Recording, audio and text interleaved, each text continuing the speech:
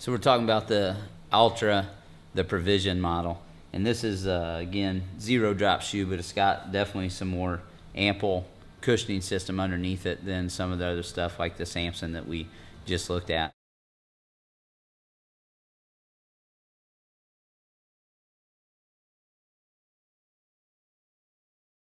For someone like myself wanting to get a little lower and check out this minimal stuff, but wanting some protection because it's not like I've been doing it for a couple years, you know, having some protection there makes me feel a little safer. So the other thing with the Provision simply is it has the stability wedge system.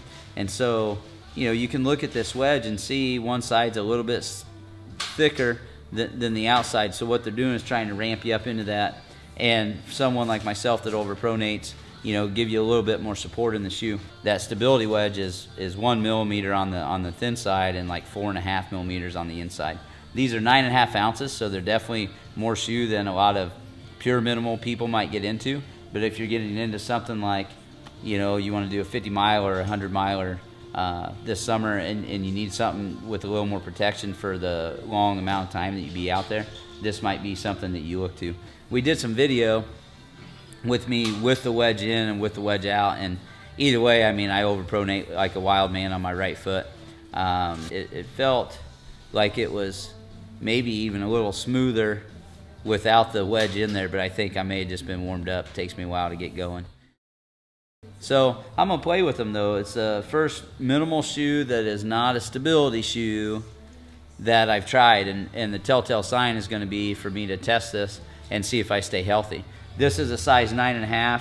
I have almost a thumb width, so I think that's probably about right.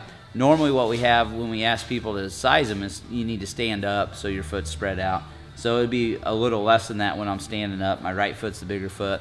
They do encourage you to go up a half a size, and if I went up a half size, I would definitely have a ½ inch on my longest toe, on my longest foot, between the toe and the end of the shoe. That's what they suggest. It's gonna feel like it's big to a lot of people for a while. You'll acclimate to the feeling and get used to it. And what they want is they want your front of your foot to really relax, let the toes spread out, all that stuff. So you can see even on the shoe, the front end's wider than the heel. And what they're doing with that, you know, it's cupping your heel and it's growing as your foot gets wider in the front end. So very natural feeling shoe.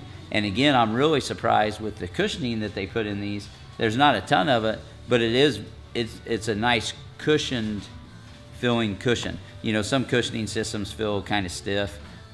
This doesn't feel like that at all. So surprisingly, I feel like I could go out and run in it right now. The fear for me would be the over-pronation, not the protection of the shoe. So you're getting into zero drop, but you want something that you can put a lot of miles on without feeling like you're going to bang your body. This would be one of the shoes to check out. And if you over-pronate like I do, it would definitely be a way to do it. Would be get that stability wedge and try it out. But we'll get some more info for you and see if it really works here in the next month or two. Zero drop, it's definitely still going to give you that flex. So surprisingly, you know, maybe the only issue there is weight if you're a pure minimal guy. But if you're pure minimal, maybe what you should be is barefoot. Just saying.